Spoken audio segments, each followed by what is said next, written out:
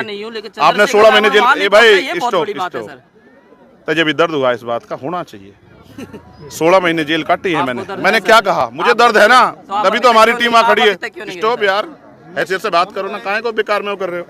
जितने बड़े पत्रकार हो ना, तुम्हें पता है ना, ये इतनी आज़ादी नहीं देते किसी को दिमाग ठीक रखने की, लेकिन ये हमारी वजह से दिमाग, तुम्हारा दिमाग ठंडा रखे में, पता तुम्हें, वरना इतना ज्ञान नहीं बांटने देते हम किसी को। हम अपना काम कर रहे हैं ना जिम्मेदारी से। मैंने क्या कहा, स्टॉप, मुंह बंद रख, मुंह बंद रखना।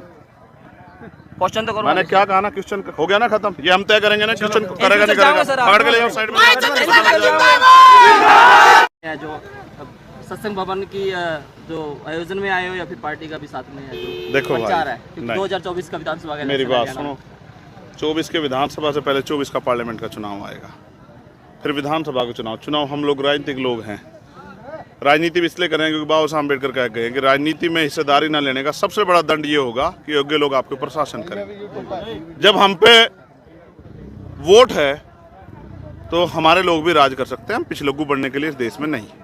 तो आज महाराज जी का जन्म दिवस था, उस जन्म दिवस के ऊपर मेरा महाराज जी से बड़ा प्यार है, मैं उनका जन्म दिवस सेलिब्रेट करने और सतगुरु रविदास जी महाराज से, भगवान वाल्मीकि महाराज से, गुरु नानक देव जी से प्रार्थना करने के लिए यहाँ आया कि सतगुरु जी उनको लंबी उम्र दे, और क्योंकि संतों का रहना समाज में जरूरी है, संत समाज को दिशा देते हैं, तो उनके जन्म दिवस पे और उनसे आशीर्वाद लेने के लिए मैं यहाँ आया। और क्योंकि समाज बड़े पैमाने पे इकट्ठा हुआ तो हमारी जिम्मेदारी भी थी कि समाज से बात रखें। मैंने समाज से यही अपील की है कि समाज लंबे समय से यहाँ दूसरों के पीछे खड़े होकर राजनीति कर रहा है, जबकि बाबा साहब ने हमें वोट का अधिकार ताकतवर बनने के लिए दिया था। हम चुनाव में वोट देते हैं और फिर 5 साल पछताते हैं कि हमारा कुछ हुआ नहीं। ऐसे होते होते 70 साल बीत गए। अब तो हमारे लोगों को जागना चाहिए, मुट्ठी बन के, ताकत बना के, एकजुट होके। और अब तक उन्होंने ऐसे लोगों को मौका दिया जो उनकी मदद नहीं करते थे, उनकी लड़ाई लड़ते, अब काम करने वाले लोगों को भी उनको मौका देना चाहिए। मुझे विश्वास है हमारे भीम आर्मी के प्रदेश अध्यक्ष जी, भीम आर्मी के प्रभारी, आज़ाद समाज पार्टी के प्रभारी, हमारे राष्ट्रीय स्तर के नेता जो यहाँ रहते हैं, हमारे विधानसभा, जिला, मंडल, संभाग के जो नेता यहाँ रहते हैं, काम करते हैं, उनकी मेहनत से आज़ाद समाज पार्टी 2024 का लोकसभा चुनाव भी और 2024 का विधानसभा चुनाव भी, सभी विधानसभा बड़ी मजबूती से लड़ेगी। क्योंकि आजाद समाज क्योंकि अकेले चुनाव लड़ेगी या किसी के साथ गठबंधन? क्योंकि हमें ये भी देखना है कि किस किस विधानसभा तक हमारा काम कहाँ तक पहुँचा है। वो हमें तभी पता लगेगा जब वोट की संख्या आज़ाद समाज पार्टी को मिलेगी। इसलिए हम अपने बलबूते चुनाव लड़ेंगे और बाकी अभी चुनाव में बहुत समय है।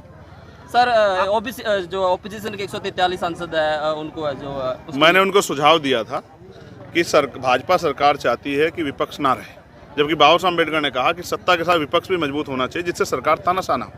तो मैंने उनसे अपील की कि भाई अब देखो चुनाव में बहुत कम समय बाकी है, आप अगर अपनी रक्षा नहीं कर पा रहे तो आम आदमी क्या करोगे, तो अब आप इस्तीफा दो सामूहिक और सड़कों पे उतर के जनता के अदालत के बीच में चलो, जनता से अपील करो, मैं भी आपका साथ दूंगा अगर आप अपनी लड़ाई लड़ोगे। अगर आप नहीं लड़ लोगे तो फिर भाई हम क्या कर सकते हैं। तो मैंने उनसे अपील की है कि मैं भी आपके साथ हूँ अगर आप सड़क पर अपनी लड़ाई लड़ने के लिए जाते हैं। और शायद सुझाव का असर भी है कि आज जंतर मंतर पे उन्होंने एक बड़ा प्रोटेस्ट किया है, लेकिन सवाल ये है कि जब तक जनता खड़ी नहीं होगी, ये देश में जन आंदोलन आसान नहीं है, क्योंकि इस देश में जातियों में ऊंच नीच है, भेदभाव है, बटे हुए हैं लोग। हमारे महापुरुषों ने, सतगुरु रविदास जी महाराज ने भाईचारे की बात की, बाबा साहब अम्बेडकर ने भाईचारे की बात की, माननीय काशीराम साहब ने टूटे फूटे लोगों को, हक वंचित, दलित, पिछड़े, आदिवासी, मुस्लिम, जैन, सिख, बौद्ध, ईसाई, कर्म, जो 85% बहुजन समाज को जोड़ने काम किया। हम भी उसी काम को आगे बढ़ाने का काम करें। हमने संघ बना के, भीम आर्मी का जो संगठन है उसके जरिए हमने दलित, पिछड़े, आदिवासी, मुस्लिम, जैन, सिख, बौद्ध को इकट्ठा करने का काम किया। अब आज़ाद समाज पार्टी में उनको हम राजनीतिक हिस्सेदार देके आज़ाद समाज पार्टी के जरिए हरियाणा में कमजोर वर्ग को राज लाने का प्रयास कर रहे हैं। सर, किसी के साथ गठबंधन ये पार्टी के नेता तय करेंगे, मेरा मैं तो पार्टी का वर्कर, यहाँ के हमारे नेता तय करेंगे। उपराष्ट्रपति की जो मजाक उड़ाया गया, मिपरी करी, देखो साहब, सर ये क्या ओपोजिशन इस हद पे आ गया है? मैं आपको एक बात स्पष्ट कहता हूँ, शायद वो अच्छी ना लगे, मगर सच कहने में अच्छे बुरा नहीं देखना चाहिए। ये उपराष्ट्रपति तब भी यही थे जब पहलवान बेटियों को घसीटा गया, वो भी शायद इसी समाज से थी। जब किसानों पर लाठी चली, वो भी समाज में से थे। और जब हरियाणा में जाट आरक्षण आंदोलन में जिस तरह से हजारों लोग जेल गए और तमाम तरह की मुसीबतें जाट समाज, तब भी ये उपराष्ट्रपति जी यहीं थे। आप भाजपा की पिच पे जाके भाजपा के इशारों पे काम करोगे तो आपको ये अपमान सहना पड़ेगा, जबकि मुझे इस बात का दुख है। मैं नहीं चाहता कुछ भी हो, लेकिन आप ये सोचो, ये आज की बात थोड़ा ही है, बड़े बड़े नेताओं के कार्टून बनते आए हैं, ये तो अभिव्यक्ति की आज़ादी है। और आप ये बताओ, लेकिन वो कह रहे हैं कि एक मिनट की है, किसान बेटे की है, प्रधानमंत्री की कोई कर ही नहीं सकता ना। किसान तो इस देश का अन्नदाता, उसकी बेइज्जती कौन कर देगा भाई? जो आदमी पेट पालता हो सबका, उसकी बेइज्जती कौन कर देगा? लेकिन जब 700 किसान शहीद हुए तो भी उपराष्ट्रपति जी यहीं थे, और उन 700 किसानों के शहीद हुए जब प्राइम मिनिस्टर और भाजपा के लोग हंस रहे थे तब शायद कुछ नहीं कह पाए। और कल ही हमारी होनहार बेटी, हमारी बहन, इस देश का गौरव बढ़ाने वाली दुनिया में साक्षी मलिक जब रोते हुए लिकड़ी है ना अपने जूते रख के, तो भी शायद किसी का अपमान हुआ है। अगर अपमान मिमिक्री करना ही है तो बहन बेटियों को जिनको सर की पगड़ी मानते हैं, उनको खून का आंसू रुआने वालों को भी के बारे में भी सोचना चाहिए, उसको भी अपमान लेना चाहिए। और मैं आपको फिर कह रहा हूँ, अभी तो जो मैं 4 दिन, अभी तो ये पता लग जाएगा किसान की फसलों में सांड घुस गए हैं, किसान की ज़मीन पे जो है कब्जे हो रहे हैं अवैध, ये भी किसान का अपमान ही है। किसान को फसल के दाम नहीं मिल रहे, ये भी किसान का अपमान ही है। लेकिन मैं आपको फिर ये कहूँगा कि भाई भाजपा के इशारे पे ये सब करके बहुत कुछ नहीं होने वाला, क्योंकि किसान अपने दर्द को भूले नहीं है, और कोई जाति नहीं भूल रही। इस देश में जिस तरह जाति के आधार पर अपमान हो रहा है, कोई नहीं भूल रहा है।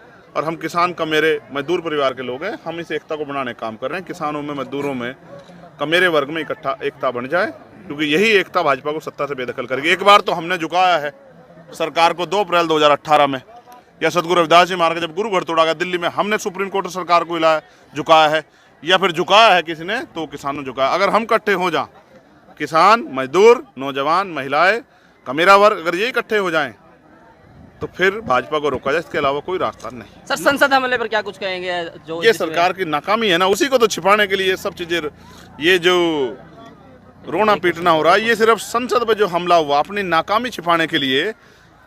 और ये इसलिए, आप एग्री करते हो सर किस बात से? जो स्टूडेंट्स अंदर गए हैं, उन्होंने अपना विरोध प्रदर्शन जो स्मोक बम करके, देखो, विरोध प्रदर्शन के लिए बहुत सारी जगह हैं, ठीक है, मगर ये भी सच है कि सरकार सुन नहीं रही। लेकिन क्योंकि वहाँ पूरे देश को चलाने वाले लोग बैठे हैं, कोई बहुत बड़ी घटना सोचो, वो बच्चे नहीं होते, कोई आतंकवादी होता तो क्या होता इस देश में? ये देश तो इमरजेंसी का शिकार हो जाता। वहाँ प्राइम मिनिस्टर भी रहते हैं, गृह मंत्री भी रहते हैं, फाइनेंस मिनिस्टर भी रहते हैं, बहुत सारे लोग रहते हैं, रक्षा मंत्री भी रहते हैं। बहुत बड़ी चूक है। सर, प्राइम मिनिस्टर को जवाब देना चाहिए था, गृह मंत्री को जवाब ना देने की बजाय आप ये जो पिछले दरवाजे से ये जो खेल खेलते हो ना, जाति का, धर्म का, जब आप ये किसान बेटियां बैठी हुई थी, पहलवान बेटियां, तब क्या कह रहे थे यही भाजपा के लोग कि एक जाति का आंदोलन, जाटों का आंदोलन? जब आप क्या कह रहे थे कि ये जो है उसमें रेसलिंग फेडरेशन में अध्यक्ष बनने की लड़ाई है, तब भी जाट ही थे।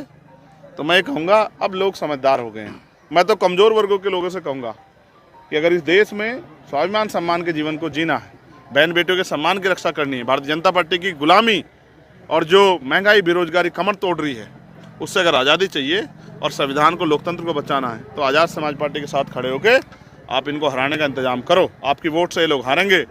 ये नोट दे के आपकी वोट को खरीदना काम करें, इनकी नोट को लात मार के अपनी वोट की शक्ति से आज़ाद समाज पार्टी को ताकत दो हरियाणा में, और हरियाणा में किसी का अपमान नहीं होगा। सर, कथित तौर पे बात चलती है कि भाई मेरी बात सुनो, एक और रावण है जो दलितों का और जो महिलाओं का जो नेता बात करते हैं, नेता माना जाता है, लेकिन डॉक्टर रितु सिंह है जो धरने में बैठी है दौलत राम कॉलेज के बाहर। सर, ठीक है, आप अभी तक नहीं गए हैं शायद, जहाँ तक मुझे कि मेरे जात तो न्याय मिल जाएगा कि?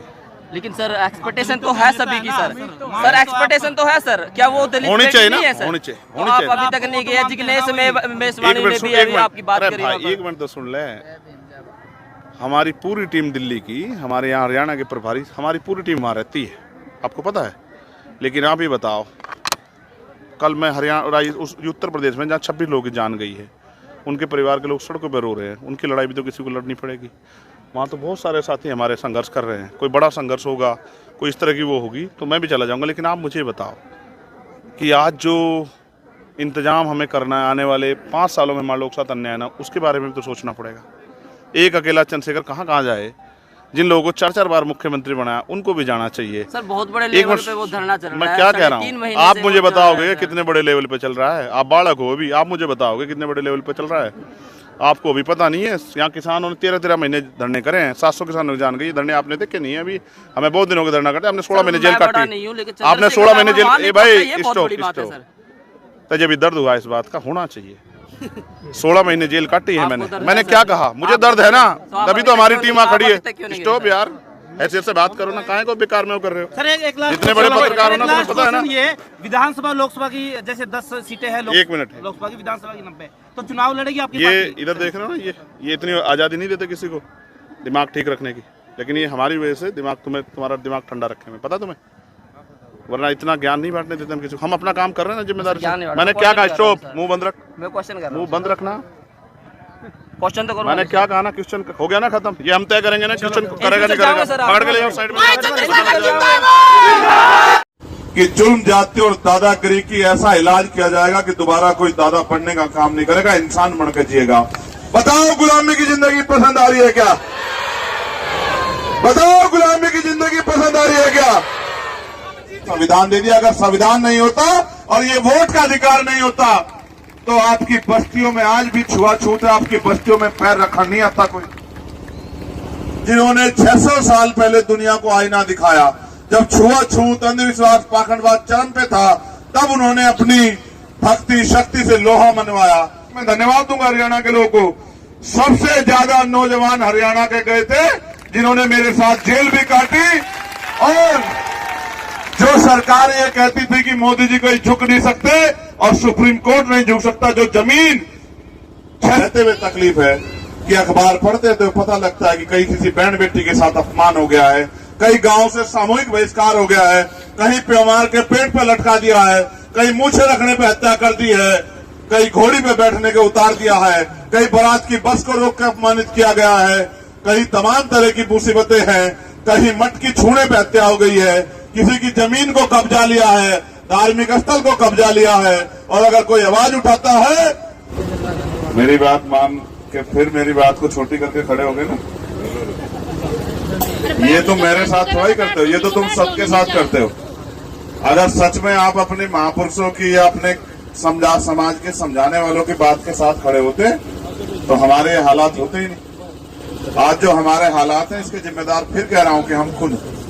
तो सबसे पहले तो महाराज जी को जन्मदिन की बहुत बहुत बधाई और मंगल कामनाएं कि प्रकृति, कुदरत और हमारे गुरुओं संतों का आशीर्वाद उनके ऊपर बना रहे, वो दीर्घायु हों और उनका आशीर्वाद, उनके विचार संदेश से हम लोग आगे बढ़ते रहें। दूसरा, समय समय पे भारत की धरती पर जन्मे सभी संतों, गुरुओं, महापुरुषों को भी नमन करता हूं। भगवान बुद्ध से लेके संत शिरोमणि सदगुरु रविदास जी महाराज, गुरु नानक देव, संत कबीर, भगवान वाल्मीकि महाराज, जितनी भी आदि पुरुष, आदि शक्तियां हुई उन सबको नमन करता हूं। नरवाना की ये पवित्र धरती, आज ये समागम का पवित्र माहौल, ऐतिहासिक जगह, इस मंच पर उपस्थित मेरे बहुत सारे सम्मानित नेता भाई, मेरी दाईं तरफ मिशन के पुराने लोग जिनको मैं सुन रहा था, मीडिया के साथी भाई कमल जी, महक सिंह जी, रामे प्रधान जी, हिमांशु वाल्मीकि जी, डॉक्टर बजपाल जी, सोमनाथ प्रजापति जी, राव मौसम साहब, सतपाल भाई और तमाम हमारे वो साथी जिन्होंने इस बहुत मेहनत करके प्रयास किया कि यहाँ ये कार्यक्रम सफल हो जाए। मुझे आपसे बात तो बहुत सारी करनी थी, लेकिन क्या करूं, मैं समझता हूं अभी मैंने इनको डांटा भी, ये पहले सीधे चले गए गांव में, उधर शहर में लेके। मैंने इनको कहा रोक के कि एक एक मिनट कीमती है, अपने समय को तमाशे में खराब मत करो। इधर तमाशा दिखा के आके कुछ नहीं होगा, अपने लोगों के बीच चलो, अपनी बात रखेंगे, लोगों से उम्मीद करेंगे कि वो हमारी बात को सुने और समझे। मैं आपसे भी अपील करूंगा, अगर आप समागम में आए हो, सत्संग में आए हो, तो जो बात यहां से आपको सुनने को मिले उसमें से जो आपको अच्छी लगे उसको अपने दिल को लगा लो, और जो आपको अच्छी ना लगे उसको पीछे छोड़ दो, लेकिन अपने गुरुओं, महापुरुषों की बात को मानो। क्योंकि अगर आपने ऐसा नहीं किया तो फिर आपको इसका खामियाजा भुगतना पड़ेगा। तो ये भी सच है कि बहुत काम छोड़ के मैं यहां आया। उसका कारण यह है कि बिजनौर में एक आंदोलन चल रहा था महाराज जी। आंदोलन ये था कि वहां गुलदार ने 25-26 लोगों की जान ले ली। जंगल में गुलदार आ गए बहुत सारे, और गरीब, कमजोर किसान, मजदूर के हालात खराब है, वो खेत में जाता है। हमारी माएं बहनें जिन्होंने पशु पाल रखे, चारा लेने के लिए खेत में जाती है, या किसी के खेत में मजदूरी करने के लिए थोड़ी थोड़ी जमीनें जाते वो गुलदार उठा के ले जाता। और ऐसी नर्सस हत्या करता ना, सोच के देख के रूह कांप जाए। किसी का एक बच्चे का पूरा शरीर खा लिया, सिर्फ इतना धड़ बची। एक बच्चे को जो 23 साल का था, किसान परिवार का, वो पानी दे रहा था, उसको उठा ले गया, कुछ नहीं बचा उसके शरीर में। एक माँ, जब मैं कल बैठा था, वो रोए जा रही। मैंने पूछा क्या हुआ, कि मेरी 19 साल की बेटी थी, मैं और वो खेत से चारा लेके आ रहे थे, पीछे से गुलदार आया, मेरी बेटी को उठा ले गया, उसकी शादी तय हो गई थी, उसके आंसू नहीं थम रहे थे। और वहां का प्रशासन सुन नहीं रहा था, तो हमने आंदोलन को अनिश्चितकालीन कर दिया और सर्दी खूब हो रही थी, हम रात में बैठ गए। हमारे लोगों ने लिहाफ गद्दों की व्यवस्था की। 9 साढ़े 9 बजे सरकार के अधिकारियों के दिमाग ठीक हुए और उन्होंने हमारी बात मानी और उन्होंने हमें विश्वास दिलाया। ये भी सतगुरु महाराज की कृपा है कि उनके दिमाग में सही बात आई और उन्होंने हमें विश्वास दिलाया कि हम इस काम को जल्दी करेंगे, इन गुलदारों को पकड़ेंगे। जो परिवार जिनके यहाँ दुख हुआ, उनको 25-25 लाख रुपए का मुआवजा दिलाने का काम करेंगे। जो पीड़ित हैं, घायल हैं, उनको 5-5 लाख रुपए का मुआवजा दिलाने का काम करेंगे। ऐसा हमने प्रयास किया। गुरुजी की गद्दी से हाथ हटाने को कह रहा हूं। तो फिर मैं यहां सुबह 9 बजे चल के यहां पहुंचा और मैं समझता हूं एक एक मिनट बहुत कीमती है, उसको खराब नहीं करना चाहिए। आप यहां बहुत संख्या में जुटे हो, बड़ी संख्या मेरी माए बहनें जुटी हैं, मैं उनका भी धन्यवाद करूंगा। लेकिन मैं उनसे ये भी कहूंगा, जो अपने बाप को बाप नहीं कहता है ना, फिर दूसरा आदमी जब समय आता है तो फिर उसको लात खानी पड़ती है।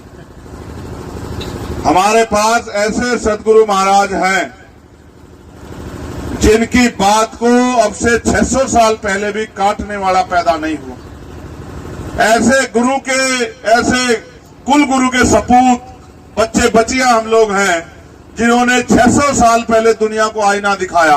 जब छुआछूत, अंधविश्वास, पाखंडवाद चरम पे था, तब उन्होंने अपनी भक्ति शक्ति से लोहा मनवाया।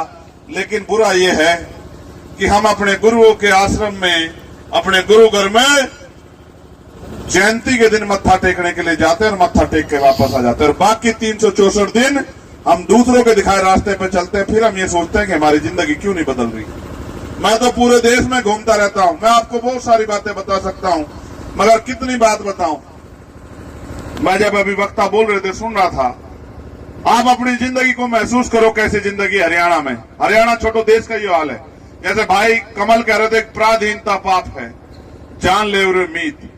और रविदास दास पराधीन को कौन करे सुप्रीत। इसका मतलब ये है, पराधीनता का मतलब होता है गुलामी।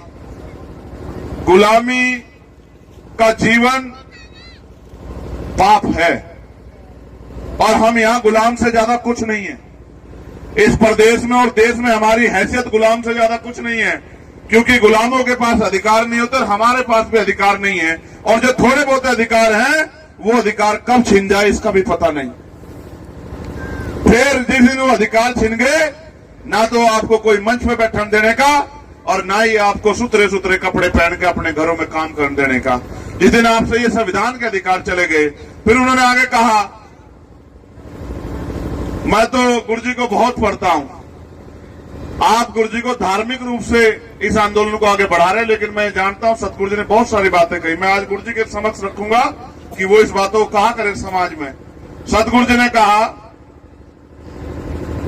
तिरुपत एक सेज सुख सूथा, सपनों भयो बिकारो, अचरत राज बहुत दुख पायो, सोगत भई हमारो। कि जैसे सपने में सो के और आदमी का राजपाट छिन जाता है, ऐसे हमारा राजपाट दुश्मनों ने यहां से छीन लिया। और जब राजपाट चला गया तो आज हमारी ये हालात हैं और हालात बुरे हैं। मुझे कहते हुए तकलीफ है कि अखबार पढ़ते तो पता लगता है कि कहीं किसी बहन बेटी के साथ अपमान हो गया है, कई गांव से सामूहिक बहिष्कार हो गया है, कहीं प्योमार के पेट पे लटका दिया है, कहीं मूछे रखने पे हत्या कर दी है, कहीं घोड़ी पे बैठने के उतार दिया है, कहीं बारात की बस को रोक के अपमानित किया गया है, कहीं तमाम तरह की मुसीबतें हैं, कहीं मठ की छूने पे हत्या हो गई है, किसी की जमीन को कब्जा लिया है, धार्मिक स्थल को कब्जा लिया है। और अगर कोई आवाज उठाता है तो सरकार की पुलिस जेल में बंद कर देती है, लाठी मारने का काम करती है, मुकदमे लगाने का काम करती है। हम अपने अधिकारों का भी प्रयोग नहीं कर पा रहे। तो इसलिए मैं आपसे कह रहा था कि हम गुलाम। आप अपने घरों के हालात देखो, कितनी सुविधाएं हैं आपके घरों में, कितने घरों में 4 पहियों गाड़ी, जरा हाथ उठा के बताइए मेरी माँ बहनों को। एक जिन जिन के मैं जरा अप्रूव कर लो, दिख तो जहां मुश्किल से 5-4 होंगी गुरुजी, इससे फालतू तो नहीं है। 4 पहियों की गाड़ी वाले हैं कितने हैं, जरा हाथ अप्रूव करो, घबराओ मत, एक एक हाथ अप्रूव करो, गिनती नहीं हो पाएगी। 8, 7, 10, 12 होंगे। और संख्या कितनी है यहाँ? कितनों के पक्का मकान है, कितनों के 10-10, 20 बीघे की जमीन है, कितनों के घर में नौकरी है, कितनों के घरों में फैक्ट्री लग रही है, कितनों के बच्चे रोजगार कर रहे हैं। आप महसूस करके देखोगे तो समाज में इनकी संख्या 5-4% है और बाकी 90-95% समाज सुबह मेहनत मजदूरी करने के लिए जाता है, तब जाकर अपने बच्चों का पेट भरता है। उसके बाद भी बदलाव नहीं चाह रहे हो। 70 साल तो आजादी के हो गए, इससे पहले बहुत दिनों से चला रहा है। ये तो भला हो बाबा साहब अम्बेडकर का, जिन्होंने अपने 4 बच्चे कुर्बान करके और आपको और हमें राज करने के लिए वोट का अधिकार दे दिया, संविधान दे दिया। अगर संविधान नहीं होता और ये वोट का अधिकार नहीं होता तो आपकी बस्तियों में आज भी छुआछूत है, आपकी बस्तियों में पैर रखा नहीं आता कोई। मैं 2017 में जेल चला गया। अपराध ये था कि जब हमारे लोगों पर अन्याय हुआ तो मैं लड़ने के लिए सड़क पर चला गया। जब हमारी बहन बेटियों के साथ मारपीट हुई तो वो मुझसे देखी नहीं गई, मुझे 16 महीने बंद रखा गया।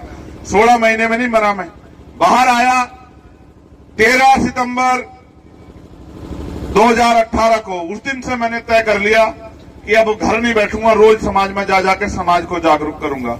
उसके बाद दिल्ली में गुरु घर टूट गया। मैं धन्यवाद दूंगा हरियाणा के लोगों को, सबसे ज्यादा नौजवान हरियाणा के गए थे जिन्होंने मेरे साथ जेल भी काटी। और जो सरकार ये कहती थी कि मोदी जी कोई झुक नहीं सकते और सुप्रीम कोर्ट नहीं झुक सकता, जो जमीन 600 साल पहले सिकंदर लोधी जी ने सतगुरु रविदास जी महाराज को, उनको भी जेल में बंद किया गया था। लोगों ने सिकंदर लोधी राजा को कह दिया कि ये रविदास जी ये झूठे संत, सच्चे संत नहीं है। उनकी बात सुन के सिकंदर लोधी ने सतगुरु रविदास जी महाराज को जेल में बंद करवा दिया। लेकिन फिर ऐसी उनकी शक्ति, उनकी भक्ति से ऐसी कृपा हुई कि जिधर सिकंदर लोधी जाए उधर सतगुरु रविदास जी महाराज दिखाई दे। और सतगुरु महाराज को वो चारों तरफ देख के उसके दिमाग में आ गया कि मैंने किसी सच्चे व्यक्ति को, किसी सच्चे संत को बंद कर दिया। वो हाथ जोड़ के कहा कि महाराज जी गलती होगी, आप मेरी धरती पे आए हो, आप दिल्ली आए हो, मैं चाहता हूं कि आप यहाँ कुछ दिन रुको। सह सम्मान उसने एक जगह दी, उस जगह को लुटेरे ने लूट लिया। जब वो लूट ली जगह, वो गुरु घर तोड़ दिया, तब फिर हम आंदोलन करने गए। आपका बहुत सहयोग रहा, 96 लोग जेल में रहे, खूब लाठियां खाई, 250 लाठियां मारी होंगी पुलिस ने, पैरों के नखून खींच लिए, रीढ़ की हड्डी में चोट मार दी, तमाम प्रयास किए कि ये आपका खून दब जाए, डर जाए, उनसे भी नहीं डरा। फिर एनआरसी का आंदोलन फिर गया, अभी जयपुर जेल रह गया। लगातार कोशिश कर रहा हूं, क्योंकि जब कोई अपने हक की लड़ाई लड़ जाएगा, आज की सरकार में हिम्मत नहीं सामना करने की, वो जेल भेजने का काम करेंगे। इन मुसीबतों से नहीं मरा, इन मुसीबतों से नहीं डरा, लेकिन डरता इस चीज से हूं कि जब अखबार पढ़ता हूं, आज भी पढ़ी एक खबर कि एक 17-18 साल की बच्ची अपने पिता का खाना लेके खेत पे जा रही थी और उसको एक जालिम ने जबरन खींच के उसका अपमान किया। इतनी आग लगी है दिल में कि आपको दिखा नहीं सकता। आप मेरी बहनें माए बैठी हैं, आपके सम्मान के लिए मैं अपने खून का एक कतरा लुटा दूं, लेकिन करूं क्या मैं? एक आदमी कहां पहुंच सकता है, और जो मेरे बाद के हैं उनको आप ताकत नहीं दे रहे हो। जब आप 10, 20, 50, 100 चंद्रशेखर बना के खड़े करोगे तो जैसे हमारे सीनियर साथी कह रहे थे कि जुल्म जाति और दादागिरी की ऐसा इलाज किया जाएगा कि दोबारा कोई दादा बनने का काम नहीं करेगा, इंसान बन के जिएगा। लेकिन ये तभी संभव है, देखो जब राजतंत्र था, राज गुरु गोविंद सिंह जी कह गए तलवारों के दम पे बदलते हैं, तलवारों के दम पे युद्ध होते थे, भाले चलते थे, तो बंदूकें चलती थी, हजारों हजार लोग मरते, तब राज बदलता था। लेकिन उन सारी मुसीबतों को डॉक्टर बाबा साहब अम्बेडकर काट के चले गए और आपके अंगूठे में ताकत दे गए कि आप हजारों साल की गुलामी को एक दिन में काट दो। मैं आपको पूरी जिम्मेदारी से कह रहा हूं, ये लोकतंत्र है, आप पे मौका आएगा। अगर आपने जिम्मेदारी से अपना काम अदा किया और आपके बीच के लोग ताकतवर हुए तो फिर आपको किसी के आगे हाथ फैलाना नहीं पड़ेगा। जिन गुरुओं को, मैं तो बहुत गुरु जी के बारे में पढ़ता रहता हूं, उन्होंने एक रास्ता और बताया है और ये क्योंकि संत उस बात को नहीं बता पाते और मुझसे रहा नहीं जाता। गुरु जी ने कहा, गुरु जी से किसी ने पूछा कि सतगुरु जी सुख शांति का जीवन जीने का रास्ता क्या है, तो सतगुरु जी ने बात कही कि रविदास मानु करी बसण को, रविदास मानुष करी बसण को तू 100 रविदास मानुष करी बसण को, रविदास मानस के सुखन को सुख है बस दो ही सुकर दो ही ठाव, 100 स्वराज माही दूसर मरगट गांव। गलत हूं जी, सही हूं? सही है। सतगुरु जी ने कहा ना। सतगुरु जी से किसने पूछा कि सतगुरु जी सुख शांति का जीवन जीने का रास्ता क्या है? सतगुरु जी ने कहा भाई 2 रास्ते हैं, एक तो अपना राज हो स्वराज, या फिर दूसरा शमशान घाट। क्या तो मर के शांति मिलती है? अगर जीते जी शांति चाहिए तो अपना राज लाओ। लेकिन मेरे लोगों को पता नहीं क्या हो गया है, राज लाने की बजाय वो किसी के पीछे खड़ा होना बहुत बढ़िया मान रहे। मान लो अगर इस पीछे खड़े होने से आपकी जिंदगी बदल रही है तो मान लो, और अगर इस पीछे खड़े होने से चीजें नहीं बदल रही है तो फिर अपना राज ले आओ। और राज लाने के लिए कुछ नहीं करना है, ना किसी के लाठी मारनी, ना किसी को सताना, ना किसी को बुरा कहना, अपने गुरु और संतों के रास्ते पे चल के बस बटन दबाना है। इब तो बटन दबाने से सारे रास्ते खुल जाए, और अगर बटन भी नहीं दबा सकते तो फिर आप जय जयकार करना या समागम में आना या गुरुओं की बात मानना, फिर इसका कोई फायदा नहीं। आपसे आप सोचो, सतगुरु रविदास जी महाराज को लोग बात नहीं कहने देते थे, आज तो हम पे ये अधिकार है कि गुरु जी का हम जन्मदिन मना रहे हैं। ये अधिकार संविधान ने दिए हैं। जो बात बाबा सतगुरु रविदास जी ने कही वही बात बाबा साहब ने कही, वही बात मानवर काशीराम साहब ने कही, वही बात हमारे गुरु जी कह रहे हैं, वही बात हमारे नेता कहते फिर रहे हैं कि भाई अब तो जाग जाओ, अब तो जाग जाओ, अब तो जाग जाओ। हर चीज की एक सब्र की एक समय होता है।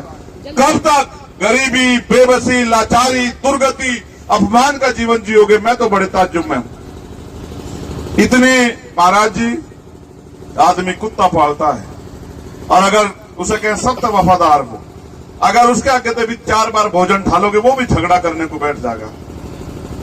मगर हमारे लोगों को पता नहीं क्या हो गया है, ऐसा लगता है जैसे जिंदे हो ही ना, क्योंकि जिंदा आदमी तो कहीं ना कहीं उसके अंदर पीड़ होती है, वो कुछ ना कुछ बदलाव चाहता है।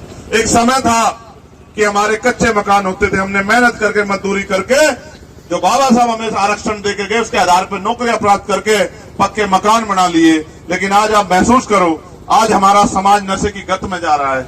हमारे नौजवान घर से निकलते हैं और स्कूल जाने के बजाय शराब के ठेकों की तरफ जाते हैं, और शराब पी के फिर वो पूरे दिन परेशान होकर घूमते फिरते हैं और वो सोचते हैं कि बदलाव हो जाएगा। हमारे जो पढ़े लिखे लोग हैं वो बेचारे गरीब लोग देसी पी रहे हैं, वो अंग्रेजी पी रहे हैं, वो शादी पार्टियां करते हैं, बढ़िया बढ़िया बोतल उठा के रखते हैं। गरीब लोग आके देखते हैं कि अमीर भी पी रहा है तो ये बहुत अच्छी चीज है, और वो शराब देखते हैं, वो भी अपने घर में कोशिश करते हैं उधार उधार मांग के कुछ बेच खोज के वो अमीर वो अंग्रेजी पीने का प्रयास करते हैं। ना अंग्रेजी तो जिंदगी बदलने की, ना देसी तो जिंदगी बदलेगी। अगर जिंदगी बदलनी है तो अपने संतों गुरुओं महापुरुषों की बात को सुनकर बदलेगी, और अंधविश्वास पाखंडवाद के लात मार के बदलेगी। अंधविश्वास पाखंडवाद में घुसे रहोगे, अपने गुरुओं की बात के साथ नहीं खड़े होंगे तो कोई जिंदगी नहीं बदलेगी। आप बहुत सम्मानित लोग यहाँ बैठे हो, मुझे सिर्फ इतना बताओ, क्या यह गुलामी की जिंदगी पसंद आ गई है? कि अगर इस गुलामी की जिंदगी में मजा आ रहा फिर तो कोई बात ही नहीं है, क्योंकि बाबा साहब ने कहा गुलाम को गुलामी का एहसास करा दो, वो अपनी बेड़ियां स्वयं तोड़ देगा। मैं तो आपसे पूछने आया हूं, यह जिंदगी पसंद आ रही है क्या? हाथ उठा के बताओ हाँ या ना, पता लग जाओ। फिर रिश्ते बदलना क्यों नहीं चाह रहे हो? है? मैं तो तुम्हें ठाडी मान रहा हूं इनकी अपेक्षा। ना रुक जाओ, इतना आगे ना बढ़वाओ, इनके तो मेरे लोग बैठे हैं, आगे जाकर कोई फायदा ना। मेरी बात सुन लो, मुझे तो तम ठाडी लाग रही हूं, ठीक है? थारी आवाज में भी जोर है। पहले एक बार इनकी आवाज लगवा के हम पूछेंगे, जो पुरुष बैठे हैं, कहें कि पुरुष ताकतवर हो, मगर ये गलत फहमी थारी है। सतगुरु रविदास जी महाराज को भी एक माँ ने जन्म दिया, और बाबा साहब अम्बेडकर को भी एक माँ ने जन्म दिया, और मान्यवर काशीराम साहब को भी एक माँ ने जन्म दिया, और मजहर तुम्हें भी एक माँ ने जन्म दिया। जन्म देने वाली ज्यादा ताकतवर होती है, जन्म लेने वाला कमजोर हो सकता है, जन्म देने वाली कमजोर नहीं हो सकती है। इसलिए पहले इनकी आवाज देखूंगा मैं तुम्हें एक बार, तब ना बोलियो माओ बहनों, मैं एक बार इनसे पूछूंगा, इनकी जोर देखूंगा, इंगे वालों के भी, इंगे वालों के सबके। बताओ गुलामी की जिंदगी पसंद आ रही है क्या? बताओ गुलामी की जिंदगी पसंद आ रही है क्या? ये भी एक बार मैं थारे तक पूछूंगा, इन्हें एक बार हरा दियो तुम बस, मैं थारी गेलू, मैं इस मंच पे थारी बात करूंगा, ठीक है नहीं? इन्हें एक बार हम लोग कमजोर कर देंगे। बताओ गुलामी की जिंदगी पसंद आ रही है क्या? बताओ गुलामी की जिंदगी पसंद आ रही है क्या?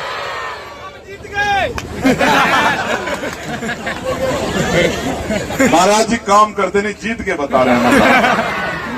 सुनो, इनते जीत का ख्याल हो गई, ये तो हमारा ही परिवार है, जीतना जिनसे है उनसे जीतने को तो मैं कह रहा हूं। समझ रहे हो नहीं समझ रहे हो? इनसे जीत के क्या करोगे? देखो मेरी बात सुनो, आप तो पुराने लोग हो, सब समझदार लोग हो। किसान बीज गिर तो पता लगा ले फसल कैसी होगी, आप तो सब जानते हो। मैंने तो इन नौजवानों को, जिनको कह रहे थे कि नौजवान नो सिखे होते, मैं नौजवानों में इतना बल पैदा कर दिया कि ये समाज के सम्मान के लिए गर्दन कटवा तो सकते लेकिन झुकड़ नहीं देने के, मैंने इनमें इतना बल तो पैदा कर दिया है। अब अगर आप इन्हें आशीर्वाद दे दो, और मैं कह रहा हूं हर आदमी की एक उम्र है, आपने भी खूब मेहनत करी, लेकिन क्या इतनी जोर रह गए क्या? ये जोर का काम इन्हें दे दो और इन्हें आप आशीर्वाद दे दो, तो मैं लिख कर कहता हूं कि कुछ ना कुछ बदलाव इसी बार हो जाएगा। और अगर आपने ईमानदारी से, क्योंकि मैं भी हरियाणा में आके महाराज जी लोगों, मैं आपको विश्वास से कह रहा हूं, महाराज समनदास जी को भी, महाराज सतगुरु रविदास जी, महाराज बाबा साहब को और आपको भी, और अपने सारे समाज को, कमजोर हक वंचित समाज को मैं पूरी जिम्मेदारी से बात कह रहा हूं कि मैं भी हरियाणा में आकर लगूंगा, क्योंकि ये जुल्म देखा नहीं जाता। ठीक है, भले ही मैंने जन्म वहां लिया उस मां की कोख से, लेकिन मैं माए बहने तो मैं सबको मानता हूं, लेकिन जब आपके साथ कोई अन्याय हो तो फिर देखा नहीं जाता। इसलिए मैं भी आके यहां लगूंगा। मेरा एक अपना चुनाव है पार्लियामेंट का, मैं उस पार्लियामेंट का चुनाव खत्म करके लोकसभा का, अगर मुझे समाज ने आशीर्वाद दिया, हमारे लोगों ने वहां मदद करी, सदगुरु जी के आशीर्वाद से अगर मैं वहां कामयाब हो गया, फिर भी मैं हरियाणा आऊंगा, क्योंकि मेरे वहां कामयाब होने से हरियाणा का काम आसान नहीं होगा। हरियाणा का काम आसान तब होगा जब आपके बीच के लोग, आपके अपने बच्चे कुर्सियों पर जाकर बैठेंगे और उन कुर्सियों में कलम की ताकत होगी और वहां जाकर फैसले करेंगे। क्योंकि कानून बना तो बाबा साहब गए हैं, लेकिन कानून लागू कराने की ताकत सरकार में है और नए अवसर पैदा करने की ताकत भी सरकार में। और मैं आपको जवान देकर कह रहा हूं, मैं कभी, देखो मैं आपको ये भी बता दूं, आप किसी के दर पे मत चटे के आओ। मैं सदगुरु रविदास जी महाराज, भगवान वाल्मीकि महाराज, गुरु नानक देव, संत कबीर और भगवान बुद्ध के अलावा कहीं नहीं जाता। मैं किसी दरवाजे मत्था टेक कर नहीं जाता, कहीं नहीं जाता, कहीं नहीं जाता, कहीं भी। और गोली भी लगी मेरे, 4 गोली चली मेरे पर, जेल में भी रहा मैं, सब कुछ, किसी में नहीं मरा, गोली से भी नहीं मरा। इसलिए नहीं मरा क्योंकि मेरे सच गुरुओं का आशीर्वाद मेरे ऊपर है। इसलिए मैं आपसे भी कह रहा हूं, वचन देकर कह रहा हूं, एक बार इस लड़ाई को लड़ने की ताकत आप हमें देकर देखो, फिर आप देखो कैसे आपके क्षेत्रों में विकास की नई योजनाएं आती है, कैसे आपके क्षेत्रों में इंडस्ट्रियल एरिया लग के आपके बच्चों को घरों पर, बहनों को घरों पर रोजगार मिलते हैं, कैसे आपके क्षेत्रों में बड़ी बड़ी योजनाएं आके आपकी तरक्की होती है, कैसे जो बैकलॉग या खाली पड़ा अपने भाइयों को रोजगार कैसे हम लोग देते हैं, कैसे जो है अच्छी पढ़ाई की व्यवस्था कराते हैं। आप ये महसूस करो, अमीर का बालक तो बड़े से स्कूल में घुस जा, लेकिन गरीब का बालक भी घुस पा रहा है क्या? 5,000 रुपए फीस, जहां 10,000 रुपए हम सारे कमा रहे महीने के, एक बच्चे की फीस का पूरा नहीं पड़ता, फिर रोटी नहीं सही मिलती। ठीक है, अमीर लोग तो बड़े बड़े अस्पताल में घुस जाए, गरीब घुस सके क्या? ना तो ये बड़े बड़े स्कूल मारे, ना बड़े बड़े अस्पताल मारे।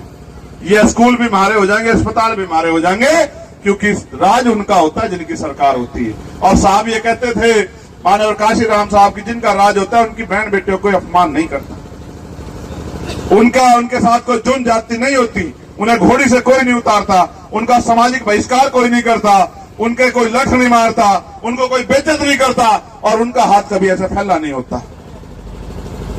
मैं तो समझा ही सकता हूं, मेरा एक ही काम है। साहब कहते थे, मैं तो अपने नालायक समाज को लायक बनाने के लिए निकला हूं। मैं तो आपको सिर्फ यही कह सकूं कि भाई, जब तक मेरे अंदर जान है, लहू का आखिरी कतरा सांस रहेगी, मैं आपके लिए लड़ता रहूंगा, आपके सम्मान को झुकड़ नहीं देने का। जितनी हिम्मत होगी उस हिम्मत के साथ डटे रहेंगे। और ये भीम आर्मी आजाद समाज पार्टी आपकी स्वाभिमान सम्मान की रक्षा करेगी। मगर मैं आपसे भी कहूंगा, यहाँ बहरूप ये बहुत घूम रहे हैं और बहुत दिन हो गए ठगे जाते थे। मैं भाई इस बात को कह रहे थे, मैं निंदा नहीं चाहता किसी की, निंदा करके किसी कुछ होने वाला भी नहीं, ना तो सतगुरु जी ने मुझे ये सिखाया कि किसी की निंदा करो। कोई किसी को बुरा कहेगा उसके माथे और कोई किसी को अच्छा कहेगा उसके माथे, ना तो हमारे गुरुओं ने सिखाया, ना हम किसी की निंदा चाहते। मैं तो सिर्फ आपसे कह रहा हूं, आपने सबको अजमा लिया, अब ये लड़ाई लड़ने की हिम्मत आप चंद्रशेखर आजाद को दो, फिर आप देखो कि कैसे जिंदगी बदलती है। अब आप सुनो, एक कहावत है कि अजमाए हुए को अजमाओगे तो वही मिलेगा जो मिलता आया है। अगर अजमाए वालों को अजमाया तो वही मिलेगा, अन्य फिर गांठ बांध लो। आज से कुछ नहीं करना, कुछ भी नहीं करना, बस मुंह तेनू कहना कि भाई हम तो इस बार अपने भाई को ताकत देंगे चंद्रशेखर को। फिर देखो आप, अगर यहाँ की हवाई ना बदलगी ना जिन नरवाना की, फिर आप मुझे बताइयो, फिर आपकी ताकत बनेगी यहाँ, फिर आपको किसी के दरवाजे पे जा खड़ा नहीं होना पड़ेगा। और एक बहुत सारे पर्चे मेरे पास आए और एक पर्चे में लिखा हुआ है, एक क्या बहुत सारे पर्चों में एक ही बात लिखी, एक और प्रचार लग रहा है कि यहाँ भाई है पोलूराम पुनिया जो 36 साल से जेल में है, ये भी समाज की नाक है हमारी और सरकार से रिया नहीं कर रही। देख भाई, मैं तो तुझे एक बात बता रहा हूं, अगर कहीं यहाँ कहीं है जन आंदोलन तो हम करेंगे ही, क्योंकि जो सरकार हमारे साथ नाइंसाफी करेगी उससे तो हम लड़ेंगे। लेकिन अगर हमने ताकत बना ली तो जिस दिन हमारी सरकार यहां बनेगी या हम ताकत में हैसियत में होंगे, अगले दिन कोई नाइंसाफी हरियाणा में नहीं होगी। अगर उससे पहले हम काम करके आगे बढ़ गए तो बहुत बढ़िया बात है, अगर देर होगी तो जिस दिन हमारा ये राज का काम यहाँ मजबूत हो जाएगा, उसी दिन बाहर भी होगा हमारा भाई और हमारी लड़ाई में भी हमारे साथ रहेगा और कोई किसी गरीब के बच्चे को जेल भी नहीं भेज पाएगा। इसलिए मैं आपसे आग्रह करूंगा, ऐसे मुट्ठी बंद करो सारी माए बहने, ऐसे मजबूत होनी चाहिए मुट्ठी। नहीं, मजबूत नहीं बन रही है।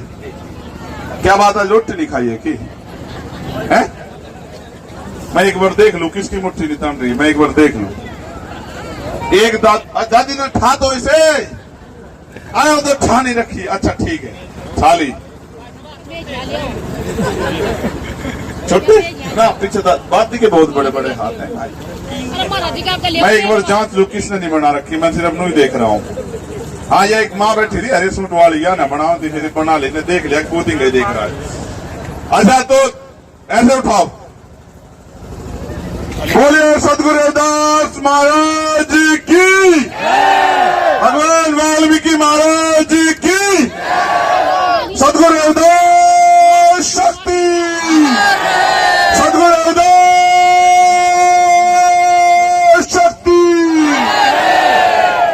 अब दोनों हाथ उठाकर आशीर्वाद दो, छोटी बड़ी मत मानो, थारा सबका खून हो अधिकार बैठे, तम भी दो, तम एक थारी टाल हो रही है जी भी तो गोली लग रही है, तुम अगर पहले इकट्ठे होकर मदद कर दो फिर थोड़ा ही कोई गोली मार सके। ये भी ना मरता, ये भी तो बहुत काम बाकी, जब तक समाज अपने पैरों पर नहीं खड़ा होता, जब तक बाबा साहब का अधूरा सपना नहीं पूरा होता, जब तक मानव काशी राम की कुर्बानियों को, उनके संघर्ष को, उनके सपने को बल नहीं मिलता, तब तक चंद्रशेखर आजाद मरेगा नहीं, और मर गया तो तुम थाम लियो। बहुत काम बाकी है, रुको मत, कहीं ना कहीं कोई ना कोई खड़ा रहो, क्योंकि ये काम करना ही है।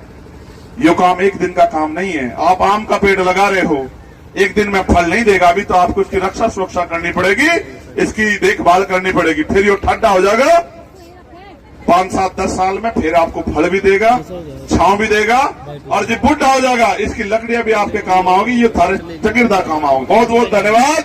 जय भीम, जय भारत, आप सबके लिए मंगल कामनाएं। और बस अच्छे बुरे वक्त में, दुख सुख में अपने भाई को याद रख। धन्यवाद। जय भीम, जय भारत।